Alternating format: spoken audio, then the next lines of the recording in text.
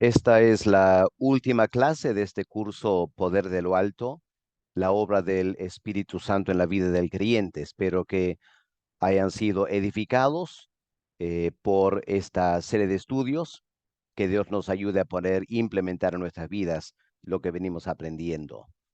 Vamos a concluir con el tema de el poder de lo alto y la imagen de Cristo en nuestras vidas, tomando el texto de 2 Corintios, el capítulo 3 y el versículo 18, donde el apóstol Pablo escribe las siguientes palabras.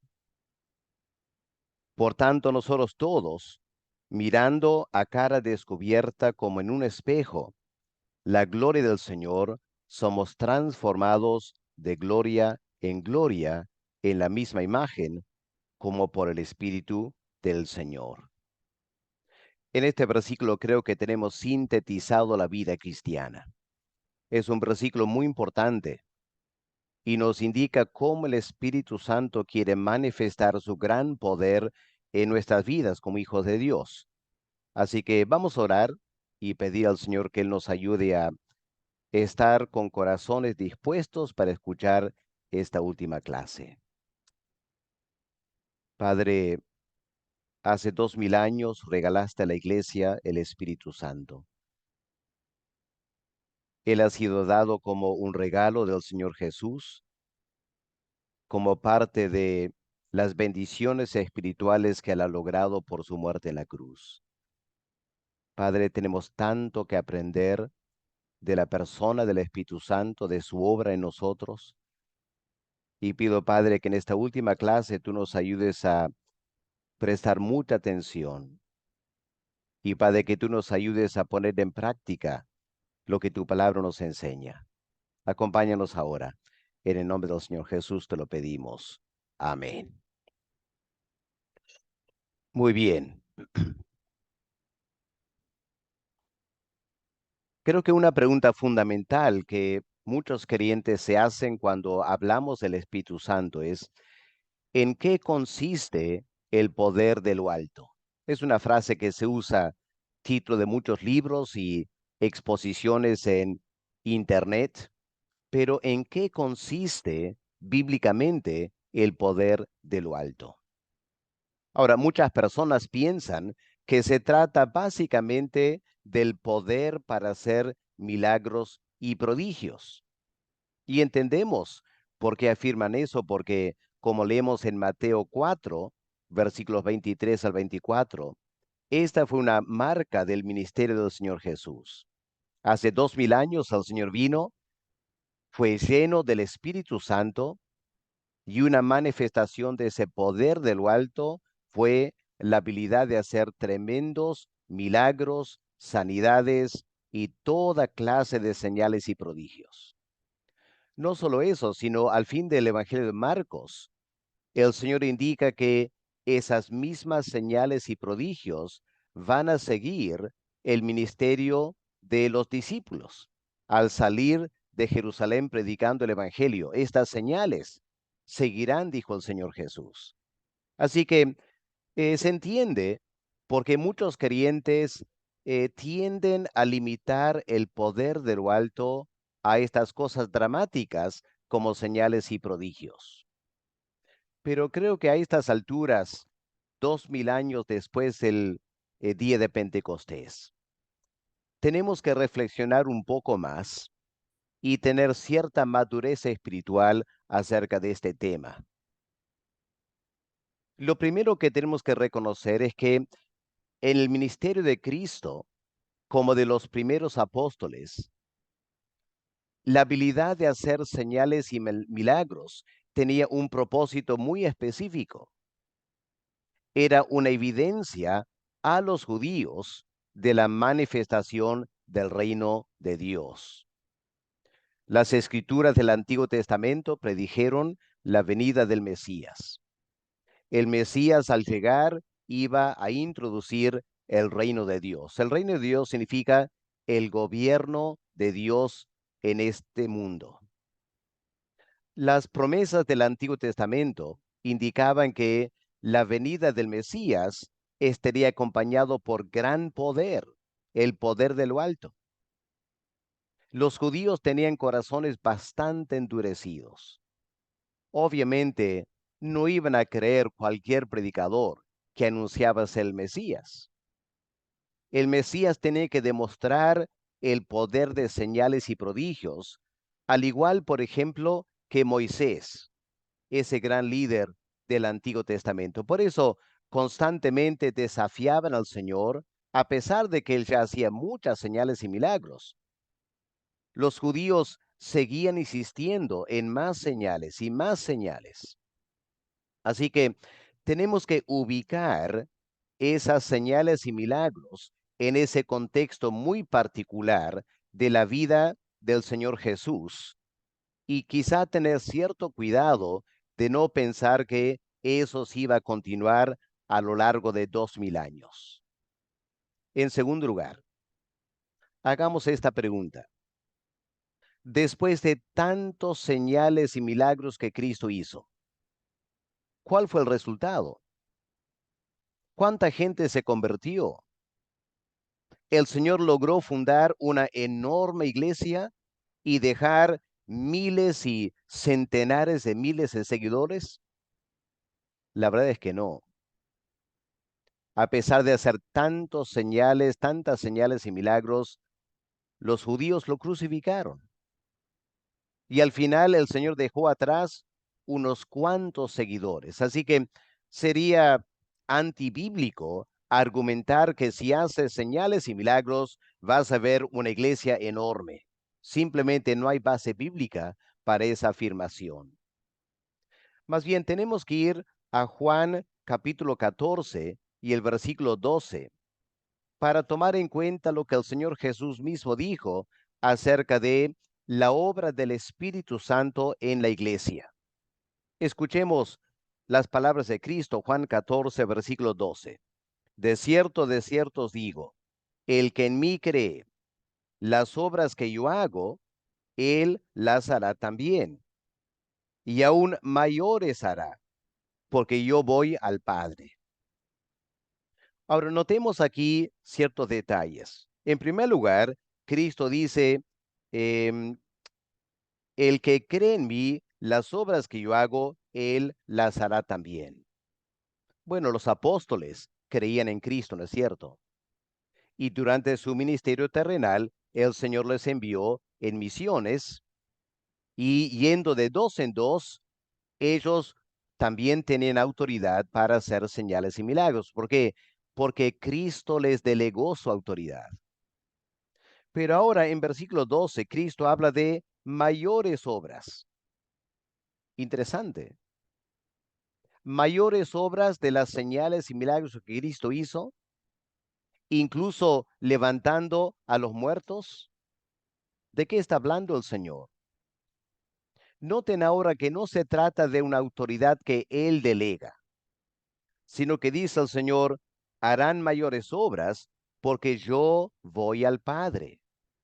¿Y eso qué tiene que ver? Bueno, en el discurso del aposento alto, lo que el Señor está diciendo es, yo voy al Padre después de la muerte en la cruz, voy a obrar redención a favor de los pecadores y sobre la base de esa obra voy a rogar al Padre para que el Padre envíe el Espíritu Santo a la iglesia. ¿Para qué? ¿Para hacer las mismas obras que Cristo hizo? No, para hacer mayores obras. Así que tenemos que meditar cuáles son las mayores obras de las que Cristo hizo. Bueno, pensemos el día de Pentecostés, cuando se cumplió esta promesa. El Señor envía de la diestra del Padre el don del Espíritu Santo a los 120 creyentes congregados en Jerusalén. ¿Y qué pasó? ¿El apóstol Pedro acaso hizo alguna gran señal, algún gran milagro? No. Pedro predicó un mensaje evangelístico. ¿Y qué pasó después de ese mensaje? 3000 personas se convirtieron, se añadieron a la iglesia en menos de una hora. Ahora preguntémonos, ¿el Señor Jesús tuvo esa clase de experiencia de predicar y miles de personas se convirtieron? No, nunca leemos eso en los evangelios. Y un capítulo más tarde en Hechos, o dos capítulos más tarde, Pedro predica otra vez y ahora 5,000 se convierten. Y dentro de unas semanas, Jerusalén está lleno del evangelio.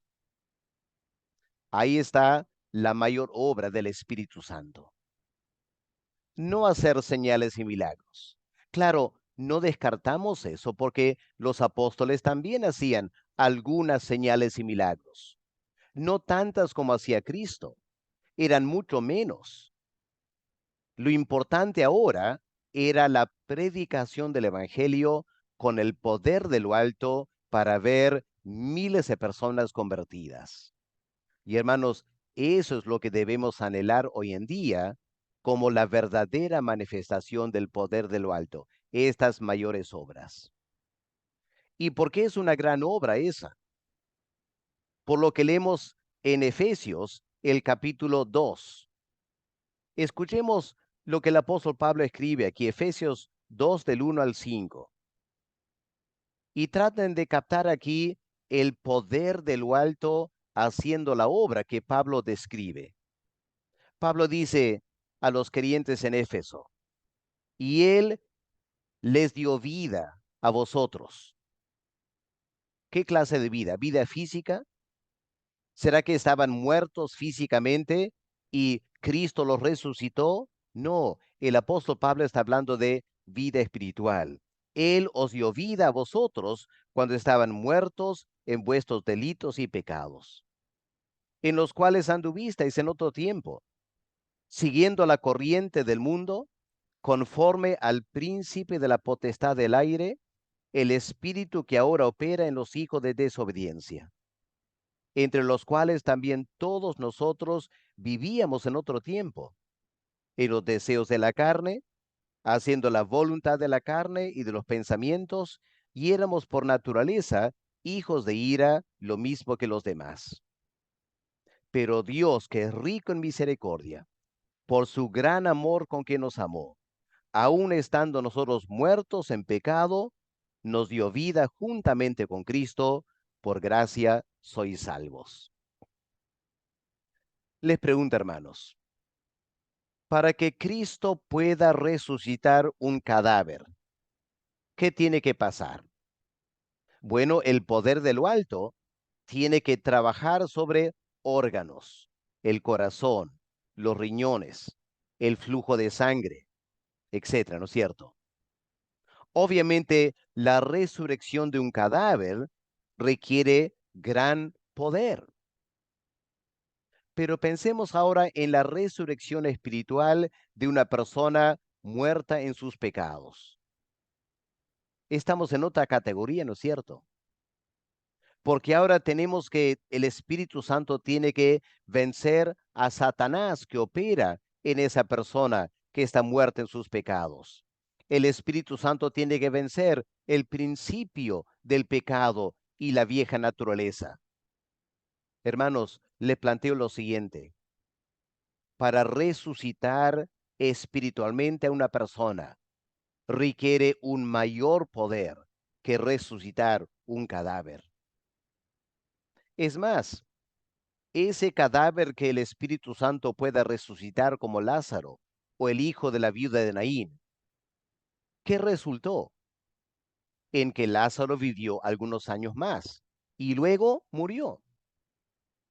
Pero cuando el Espíritu Santo resucita el espíritu de alguien, resucita a alguien espiritualmente, le da vida eterna. Esa nueva naturaleza que Él nos da vivirá para siempre.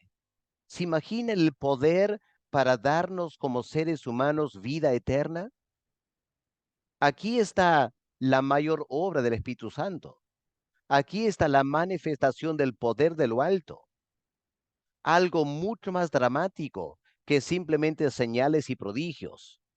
Esta es la más grande manifestación del poder del Espíritu Santo en dar el nuevo nacimiento a hombres y mujeres muertas en sus delitos y pecados.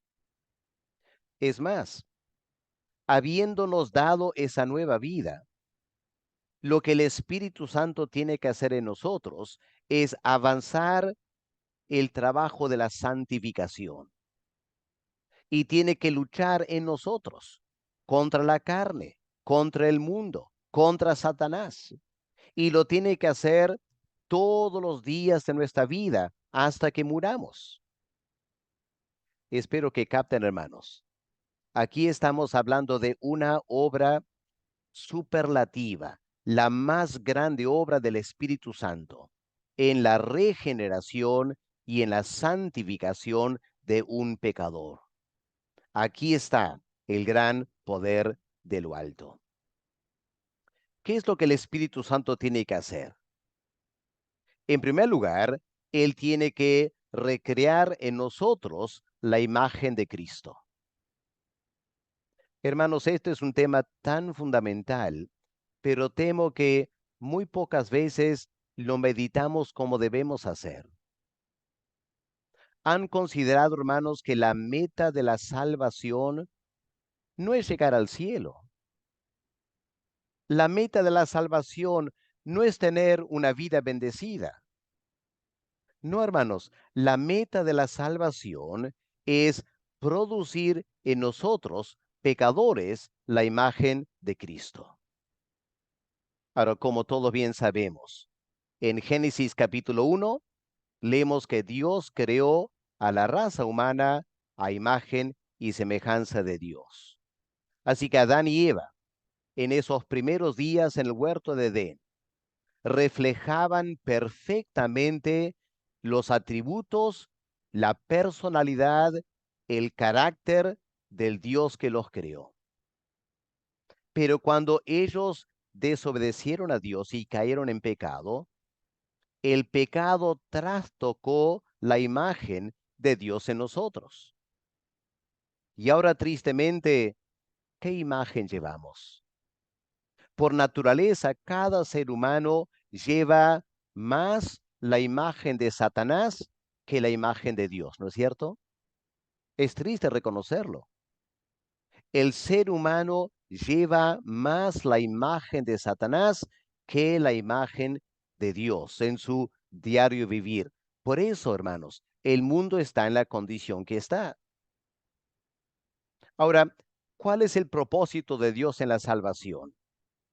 En Colosenses capítulo 1, leemos lo siguiente en versículo 13. Colosenses 1, versículo 13. El cual nos ha librado de la potestad de las tinieblas y trasladado al reino de su amado Hijo. Así que lo que Dios hace en salvarnos es, Él nos saca del reino de Satanás, en la cual todos estábamos antes de conocer al Señor, y Él nos traslada al reino de su amado Hijo, al reino de Dios. Esa es nuestra salvación. Pero hermanos, Dios no se conforma con simplemente hacer una suerte de mudanza de sus hijos, cambiándolos de ubicación. No, Dios quiere hacer algo mucho más radical y profundo. Él quiere transformarnos a la imagen de Cristo. Es lo que Pablo enseña en Romanos 8 y el versículo 29. Aquí está el propósito de la salvación. Escuchemos las palabras de Pablo. Porque a los que antes conoció, también los predestinó. Ahora, ¿de qué se trata la predestinación? ¿A qué somos predestinados? Para que fuésemos hechos conforme a la imagen de su Hijo. Ahí está. La predestinación de Dios es tomar a millones y millones de pecadores, trasladarnos al reino del Señor Jesús y luego empezar un gran proceso de transformación para que como pecadores cambiemos la imagen que tenemos de la de Satanás a la de el Hijo de el Dios eterno. Qué tremenda obra Dios desea hacer en cada uno de nosotros. Ahora, hay que reconocer que esta tarea nunca será completa en esta vida. Nunca vamos a llegar absolutamente perfectos aquí en la tierra, lamentablemente, como indica 1 de Juan 3, el versículo 2, donde el apóstol Juan escribe: amados, ahora somos hijos de Dios, ya somos salvos. Pero Juan añade: aún no se ha manifestado lo que hemos de ser. Es decir, no tenemos la totalidad de la salvación todavía. ¿Por qué no? ¿Qué falta? Pero sabemos que cuando Él se manifieste, el Señor Jesús, en la segunda venida, seremos semejantes a Él, recién en ese momento, no antes, no en esta dispensación. La perfección de la imagen de Cristo en nosotros no se va a dar hasta la segunda venida. En ese momento seremos semejantes a Él, porque le veremos tal como Él es. Como dice el apóstol Pablo, en un abrir y cerrar de ojos, cuando toque la trompeta, cuando se dé la segunda venida, seremos transformados en la imagen perfecta del eterno Hijo de Dios. Pero Dios el Padre quiere avanzar con esa tarea desde ahora, aunque no se completará hasta la eternidad. Dios el Padre quiere avanzar ahora con esa tarea. Y hermanos, ustedes y yo debemos anhelar, debe ser nuestro gran anhelo, que Dios el Padre avance por su Espíritu esta tarea de transformación en nuestras vidas a la imagen del Señor Jesús. Pero ¿qué significa esto? ¿Qué es esto de la imagen de Cristo? Si miramos otra vez en Colosenses, el capítulo 1, vamos al versículo 15. Escuchemos lo que el apóstol Pablo dice del Señor Jesús. Colosenses 1, versículo 15. Él es la imagen del Dios invisible. ¿Ok? Él es la imagen del Dios invisible. La palabra ahí para imagen es la palabra icon. Lo pueden ver aquí en la pantalla. Icon. Esa palabra en griego significa una representación exacta. Se usaba, por ejemplo, de un dibujo hecho de una persona. Aquí vemos un egipcio. En el Imperio Romano, a veces un soldado tomaba una piedra, iba a un artista y le pedía que haga un icon de su rostro. Y el artista tomaba tiempo para dibujar perfectamente el rostro de ese soldado, el icon. Y luego el soldado enviaba esa piedra a su madre, quizás a miles de kilómetros. Era como enviar una foto, el icon, la representación exacta de su hijo. Esta palabra icon se usa también de la figura del emperador en las monedas romanas. Era una representación exacta.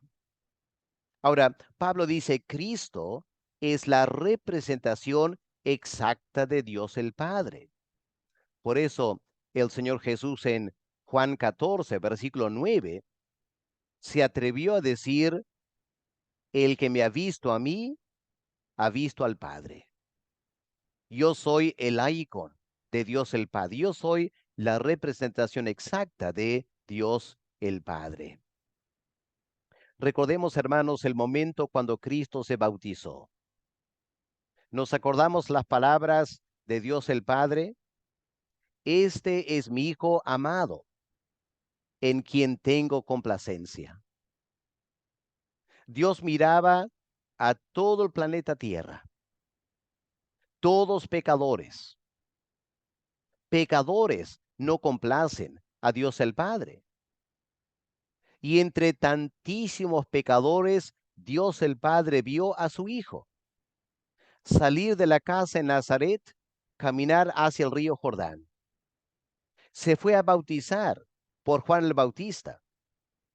Para todo el mundo, daba la impresión que Jesús era un pecador como los demás. Pero Dios el Padre dio testimonio de su Hijo. Este es mi Hijo amado. No hay otro como Él en el planeta Tierra. En Él yo tengo gran complacencia. Hermanos, esa complacencia, ese deleite que el Padre tenía en Cristo, es lo que el Padre quiere sentir cuando nos mira a nosotros. Ahora que somos hijos de Dios, Dios el Padre anhela mirar del cielo y ver aquí en la tierra hombres y mujeres que deleitan, que agradan su corazón. Eso no va a ser una tarea fácil, ¿no es cierto? Por eso cada creyente debe tener el fruto del Espíritu Santo en su vida. En la clase anterior vimos que el fruto del Espíritu Santo es el carácter de Dios en nosotros. Esa paz, ese amor, esa paciencia, esa misericordia, esa benignidad, son las marcas del carácter de Dios, el fruto del Espíritu Santo obrando en nosotros. Eso deleita el corazón del Padre, porque así vivía el Señor Jesús hace 2000 años. Y el Señor también dedicó su vida a servir al Padre esos 3 años de ministerio. Y nosotros también debemos ejercer dones espirituales sirviendo a Dios el Padre aquí en la tierra. Y hermanos, ¿podemos captar este desafío? En la medida que el creyente lleva el fruto del Espíritu Santo y en la medida que el creyente está sirviendo a Dios usando sus dones espirituales con el poder del Espíritu Santo, eso deleita el corazón del Padre. Ahí está la imagen de Dios en nosotros. Y como dijo el Señor a los apóstoles después de su resurrección, Juan 20, versículo 21, esas palabras tan interesantes.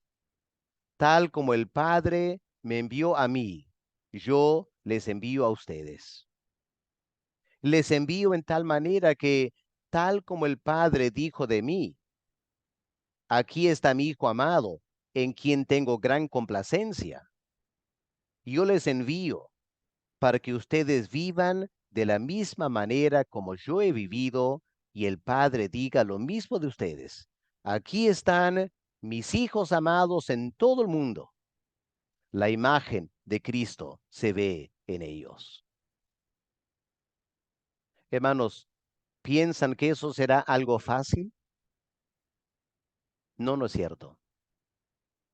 Creo que todos somos conscientes de la gran lucha que tenemos con nuestra carnalidad. La gran lucha que tenemos con el mundo que quiere moldearnos y nos quiere llevar lejos de los propósitos de Dios. La gran lucha que tenemos aún con Satanás, que hace todo lo posible por atacarnos, por tentarnos, por desviarnos de los caminos de Dios. Por eso, hermanos, la única esperanza que tenemos para llevar la imagen de Dios en nosotros es una manifestación del poder de lo alto en nuestras vidas. Y aquí les hago recordar otra vez el versículo con el cual empezamos. 2 Corintios 3:18. Por tanto, nosotros todos, mirando a cara descubierta, como en un espejo, la gloria del Señor, somos transformados de gloria en gloria en la misma imagen. ¿Cómo? Por el Espíritu del Señor. Aquí está, hermanos, entonces, el gran poder de lo alto que efectúa esta transformación es el Espíritu Santo. Y hermanos, si queremos entender lo difícil que es esta tarea y la urgente necesidad que todos tenemos de una manifestación del poder de lo alto en nuestras vidas, solo tenemos que considerar Efesios 4, al capítulo 6, esos 3 capítulos finales de la carta de Pablo a los Efesios. Podemos mirar en nuestra Biblia en su momento, no para leerlo, sino para simplemente reflexionar. Por ejemplo, en Efesios 4, del 1 al 16, el apóstol Pablo dice: yo pues, preso en el Señor, os ruego que andéis como es digno de la vocación con que fuisteis llamados. Y ahora empieza a describir ciertas actitudes que debemos tener con toda humildad, con toda mansedumbre, soportándonos con paciencia los unos a los otros en amor, solícitos en guardar la unidad del Espíritu en el vínculo de la paz. ¿De qué está hablando Pablo aquí? Está hablando de nuestra vida congregacional. ¿Cómo debemos vivir en nuestra iglesia local? Y hermanos, ya ahí enfrentamos un gran desafío, ¿no es cierto? Solo tienes que pensar en tu iglesia local y pregúntate: ¿es una iglesia perfecta? ¿Es una iglesia donde todos se aman y todos andan en gran unidad y todos se soportan los unos a los otros y todos piensan que los demás son superiores a ellos mismos? ¿Están todos trabajando juntos para formar un hombre maduro? La verdad es que nuestra vida de iglesia deja mucho que desear, ¿no es cierto? Mucho que desear. Ahí empieza este gran desafío. Necesitamos el poder de lo alto para que cada iglesia y cada miembro de cada congregación viva diariamente lo que Pablo escribe en Efesios 4, del 1 al 16. Y como si ese fuese poco, luego podemos mirar Efesios 4, del versículo 17 al capítulo 5, versículo 20. ¿Y qué tenemos aquí? La vida personal o la vida privada de cada creyente. Y francamente es un gran desafío lo que el apóstol Pablo dice aquí. Tenemos que despojarnos del viejo hombre con todo lo que está viciado por el pecado y tenemos que vestirnos del hombre nuevo, creado en Cristo Jesús. Y eso no es nada fácil. Y es interesante que a la mitad de esa sección, es decir, en Efesios 5, versículo 1, leemos lo siguiente: sed pues imitadores de Dios como hijos amados. Ahí está la imagen de Dios, ¿no es cierto? Ahí está el desafío. Debemos llevar la imagen de Cristo en nosotros. Debemos ser imitadores de Dios como hijos amados. Qué difícil es esta tarea. Por eso al final de esa sección, en versículo 18 del capítulo 5, el apóstol Pablo dice: tenemos que ser llenos del Espíritu Santo. No hay forma de vivir una vida cristiana en nuestra vida privada personal sin el poder de lo alto. Hermanos queridos, seamos honestos. En la medida que todos fallamos, que nadie alcanza esto a la perfección, esa es la medida que nos falta poder de lo alto. Repito, en la medida que no estamos viviendo a la altura como hijos de Dios, ahí está nuestra falta de poder de lo alto. Debemos poder vivir así. Y Dios nos ha dado su espíritu para transformarnos. El problema, hermanos, es que no estamos viviendo en la llenura del poder de lo alto. Eso retrasa el proceso de la transformación. Ahora, el desafío no queda ahí, porque si seguimos a la tercera sección, Efesios 5, 21 al 33, ahora es el desafío de vivir la imagen de Dios en la vida matrimonial. Qué tremendo reto para las mujeres. Someterse al esposo. Mayor reto para el esposo, amar a la esposa como Cristo amó a la iglesia. Hermanos, nadie va a poder hacer eso sin el poder de lo alto. Y luego Pablo pasa a una cuarta sección, la vida familiar, cómo ser padres, cómo ser hijos cristianos. Ahí también nos hace falta poder de lo alto. Y finalmente, en nuestra vida laboral, seamos dueños de empresas o seamos gente que trabaja por otra persona. Todos tenemos que vivir y trabajar en una forma ejemplar como hijos amados de Dios. Hermanos, el desafío es demasiado grande. Y en la medida que queremos hacer todo esto, queremos vivir bien en la iglesia, queremos vivir bien en mi vida personal, quiero vivir bien en el matrimonio, en la familia, en el trabajo. ¿Saben lo que pasa? Todo el tiempo, Satanás nos ataca, nos ataca, nos ataca. Porque Pablo dice en Efesios 6, versículo 10, nuestra lucha no es contra carne y sangre. Las dificultades que tenemos en la iglesia o en el matrimonio o en la familia o el trabajo, el problema verdadero es Satanás, que va a usar personas en nuestro entorno para atacarnos, para provocarnos a no vivir como hijos amados.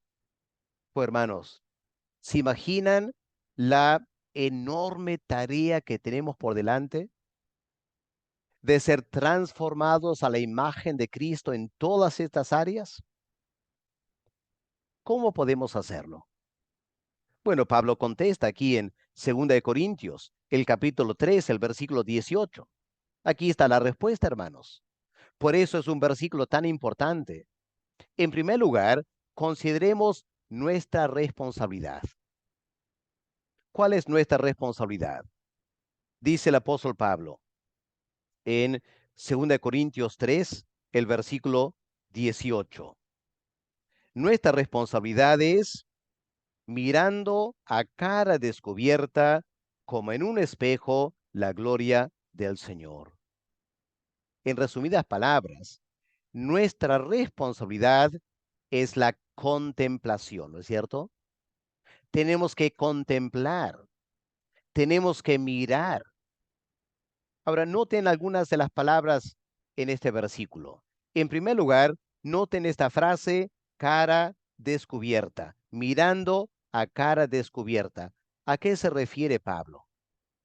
Para entender eso, tenemos que volver a los versículos 14 al 17, donde el apóstol Pablo nota que los judíos, cuando leen el Antiguo Testamento, dice Pablo, los judíos no creyentes, tienen un tremendo velo sobre su rostro. Ese velo no les permite entender el Antiguo Testamento. Lo leen, lo estudian, lo memorizan, lo meditan, pero no lo entienden, porque tienen este velo espiritual que no les permite entender el mensaje del Antiguo Testamento. Pero Pablo dice, cuando una persona se convierte al Señor, ese velo es quitado y ahora tiene el privilegio de mirar las escrituras con una cara descubierta.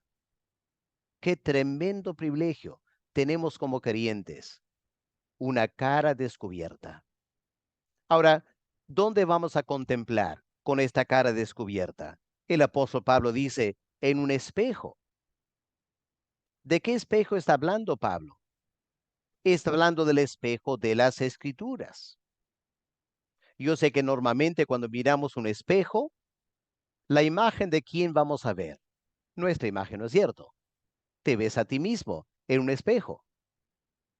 Pero cuando vamos a las escrituras, aunque yo sé que las escrituras nos hablan de nosotros, sirven como un espejo para nosotros, pero en este espejo misterioso vamos a ver no tanto mi imagen, sino que voy a ver la imagen de Cristo. Ahí en las escrituras, en las páginas de la Biblia, voy a ver a Cristo.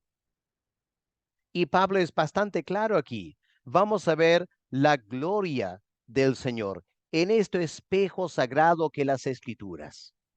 El creyente con ahora su cara descubierta puede contemplar la gloria del Señor. ¿Qué es la gloria de Cristo? Es la suma de sus atributos divinos y humanos. Y si leemos con cuidado el Antiguo y Nuevo Testamento, vamos a empezar a notar a lo largo de las Escrituras, porque todas hablan de Cristo, ¿no es cierto? Todas las Escrituras hablan de Cristo, de su gloria. Lo que debemos hacer como creyentes es no solo tener un devocional, no solo leer la Biblia para que tenga una promesa que me anime, me dé fuerzas para este día. Hermanos, tenemos que madurar, tenemos que ir mucho más allá de esa clase de devocional. Necesitamos el poder de lo alto para empezar a leer la Biblia con esta meta por delante. Yo quiero ver la gloria del Señor. Pidamos eso, hermanos, a partir del día de hoy. No pidamos un versículo de ánimo personal para mí, hermanos. Eso es de infantes. Eso es algo infantil. Yo sé que de vez en cuando necesitamos una promesa, pero luego de algunos años como creyentes, ya debemos tener todas las promesas del Señor almacenadas en nuestros cuerpos, en nuestras mentes. Y el Espíritu Santo traerá a la memoria las promesas que necesitamos día tras día. No necesitas ir a la Biblia para ver una promesa para este día. No, deja que el Espíritu Santo te haga recordar las promesas que ya has estudiado años antes. Si tenemos algunos años como creyentes, ya es tiempo de madurar. Debemos estar leyendo la Biblia para ver la gloria del Señor. Esa es nuestra responsabilidad. Y luego viene la transformación, porque Pablo dice, cuando el creyente hace eso, cuando el creyente se dedica a esta contemplación de la gloria de Cristo en las Escrituras, ¿qué va a pasar? Bueno, dice Pablo, somos transformados de gloria en la misma imagen. Ahora, cuidado aquí con esta versión de la Biblia. Nosotros no somos los agentes de la transformación.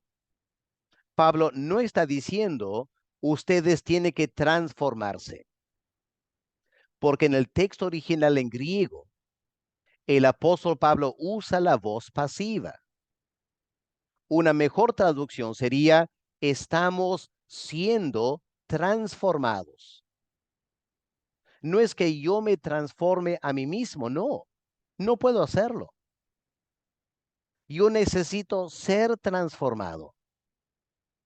Y es una transformación progresiva, no se da de la noche a la mañana, no se trata de hacer un ayuno de 2 o 3 días y al instante ya soy santificado y nunca más voy a pecar. Emma, esa es fantasía.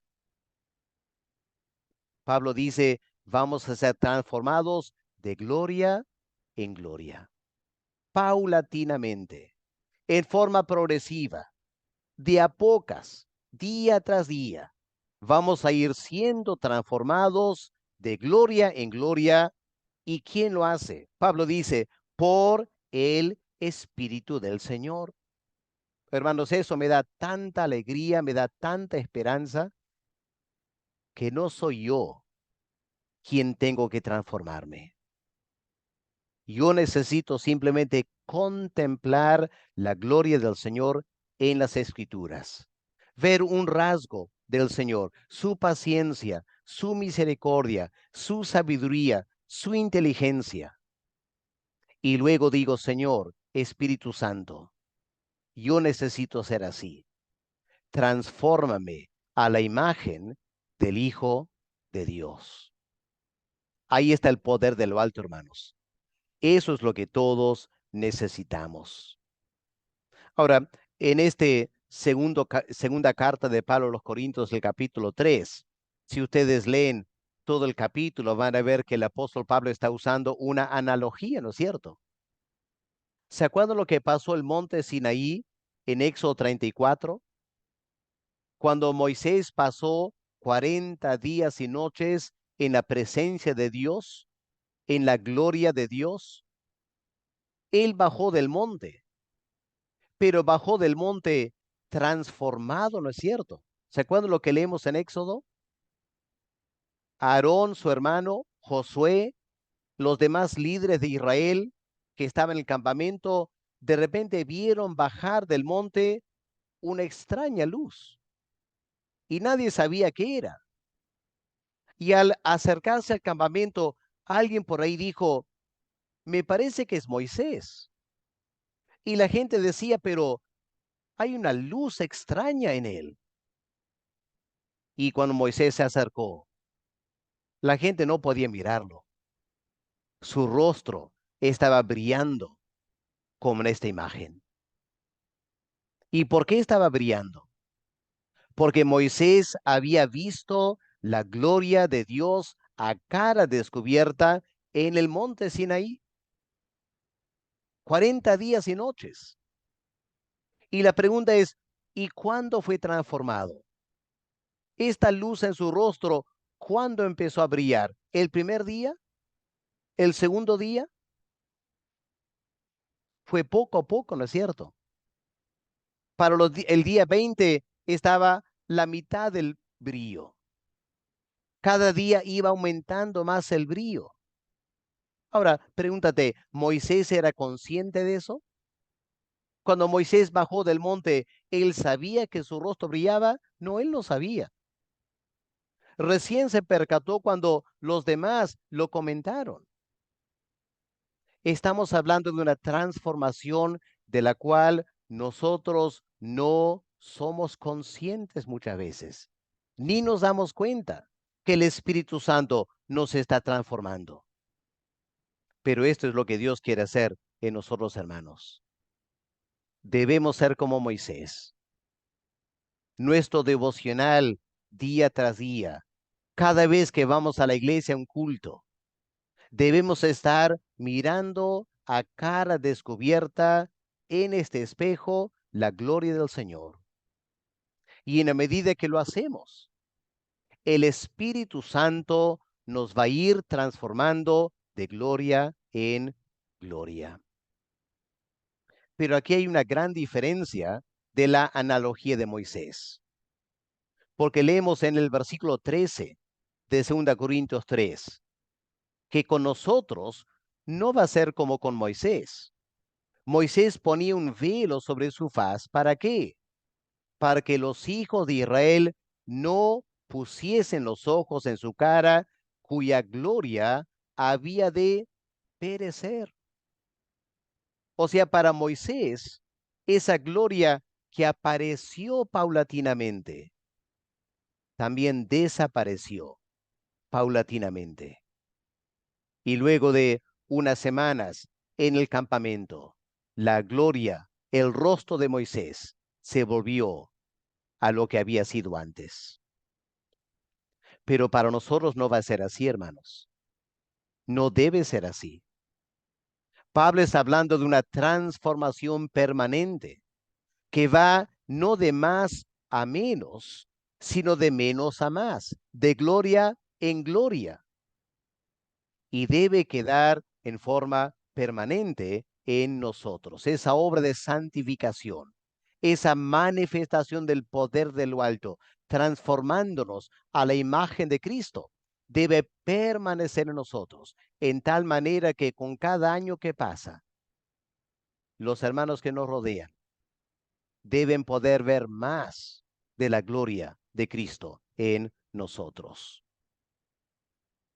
Hermanos, esta obra que Pablo menciona aquí es una obra que está avanzando en cada creyente, porque este es el propósito de Dios, conformarnos a la imagen de su Hijo. Lo triste es que en la gran mayoría de nosotros, el proceso va a un paso tan lento que pueden pasar años y somos casi igual que antes. ¿Por qué? Porque no estamos aprovechando el poder de lo alto. Nos hemos distraído con señales y milagros y varias otras cosas que hoy en día pasa por el poder de lo alto. Y hemos descuidado la obra principal del Espíritu Santo, que es transformarnos a la imagen de Cristo. Y claro, si estamos distraídos, buscando otras manifestaciones del poder de lo alto, no nos sorprendamos de que este proceso de transformación marche a paso lento. Es urgente, hermanos, que entendamos, aquí está la mayor obra del Espíritu Santo como poder de lo alto. En primer lugar, nuestra regeneración. Estando muertos en pecado, nos da vida espiritual, una gran manifestación del poder de Dios. Y luego, una mayor manifestación del poder de Dios. Tomar esas personas renovadas por el Espíritu Santo, que todavía tienen demasiadas huellas del pecado en nosotros, y transformarnos poco a poco, de gloria en gloria, hasta que la imagen de la gloria de Dios se ve en nosotros. Hermanos, mi oración por mi persona y por ustedes es que podamos experimentar este poder de lo alto para que nuestras vidas agraden a nuestro Padre Celestial y estemos brillando en este mundo tan oscuro con esa luz de la gloria del Señor Jesucristo. Hermano, gracias por acompañarnos en este tiempo de estudio. Terminamos aquí este curso, pero obviamente la implementación del curso debe continuar día tras día. Padre amado, gracias por ayudarnos a terminar este curso de estudios. Hemos aprendido mucho, Señor.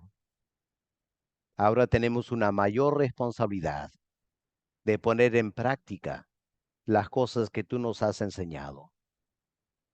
Concédenos la gracia, Señor, de no ser oidores olvidadizos, sino hombres y mujeres que ponemos en práctica lo que tú nos enseñas en tu palabra, para que podamos honrarte aquí en la tierra, tal como tu Hijo lo hizo. En el nombre del Señor Jesús te lo pedimos. Amén. Amén, hermanos queridos, que Dios les bendiga a cada uno de ustedes.